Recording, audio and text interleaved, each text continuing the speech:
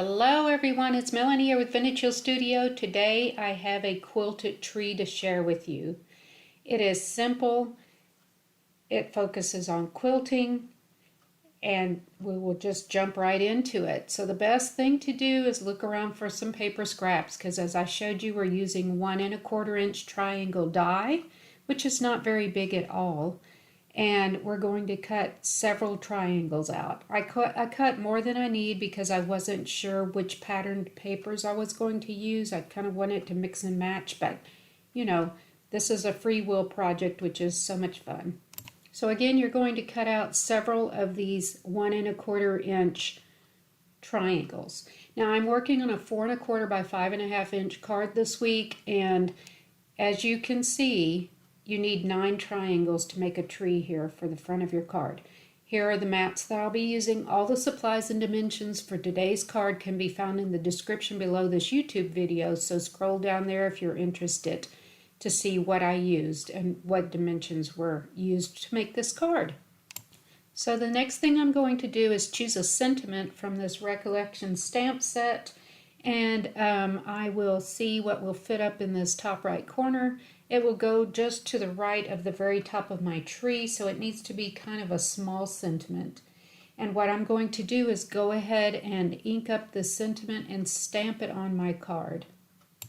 I'm going to follow through by embossing this little white panel, so that's why you want to stamp first and use your embossing folder second. And also, just a note, when using red ink, for some reason, red ink dries more slowly than any other type of ink. So set this aside to dry before you use your embossing folder. All right, and then I'm going to bring over my Swiss Dots embossing folder, and I'm going to just place this panel right in there and run that through my Sizzix Texture Boutique.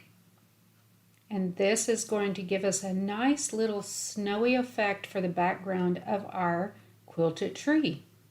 I really enjoy adding in all kinds of different textures and patterns and things that are just of interest to the eye. I think it adds another level of detail to all of your cards, and you can see it doesn't really take that much time to add that extra interest.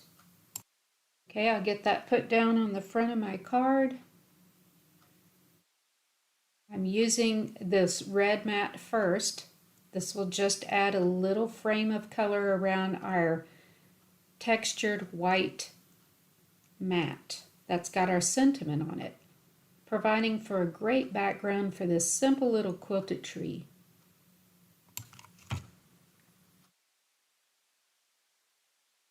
Once I get that put down, I'll start putting together my little tree, and I'm going to show you how I went about doing that.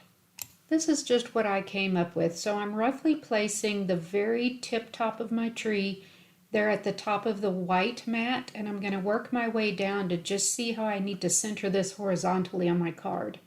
It's only going to have 3 layers, 3 horizontal rows. I should have said vertically on my card, so horizontally and vertically I'm trying to center this up. Now I'm just bringing over a little bit of Kraft, and I simply used my scissors to cut out the bottom of my tree, the trunk. And it's okay if it's a little bigger than my triangle, because again, you're going to have a layer going across horizontally. So when I'm ready to go, I'm going to start with that tree trunk and glue that down. So now I have my placement vertically and horizontally, centering this up on my card. And I'll get started on putting this tree together. And the next thing I want to do is just start with 1 triangle either at the top or the bottom, and then I'm going to go point to point all the way to the top.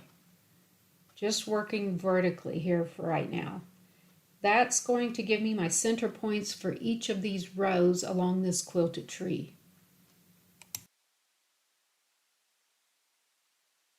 You can do this however you want. If you want to do 1 row at a time, do whatever you're comfortable with. This was just the method to my madness for putting this little tree together. And I felt like going point to point gave me a good origin to start with. And then it was very easy to line up the subsequent little triangles to make this tree. Now the only thing you really need to pay attention to, if you have any directional paper you're using, like some of these that say Merry Christmas on them, I made sure that as I was doing my layout, this was legible. In other words, that the writing wasn't going upside down. So I just consciously made a decision to, if I was using these little Merry Christmas triangles, to make sure that those laid out correctly on my tree. Hope that makes sense, but trying to just relay some trials and errors that I've gone through myself here and share those with you. Now you can see to put this tree together, I'm just alternating the direction of these triangles. So again, everything is in odd numbers. The very top layer is 1, second layer is 3 triangles, and the bottom layer will be 5. That's your total of 9 triangles to make this little Christmas tree. It doesn't take very much at all, but again, it's a great way to use up your scraps. So while I'm working through this, I wanted to share a little history of quilting that I found. Quilting can be traced back to medieval times, so that's pretty far back. And some of the earlier examples were from Europe, India, and the Far East. The word quilt is Latin for colcita, which means a bolster or cushion. And quilts were first used in England in the early 13th century, so quilts have quite a history. No wonder we love them. There's all types of variations depending on what area you're from, and I just think they are a great example of kind of some past living history, even some present living history. I know quite a few quilters, and I really just admire the whole art form of quilts. So I'm happy to share this card with you today, just in celebration of all the quilters. Okay, now I got my little tree done, and I decided it needed a little something more. So I'll be using this die set from Sizzix, and I cut out this little red bird.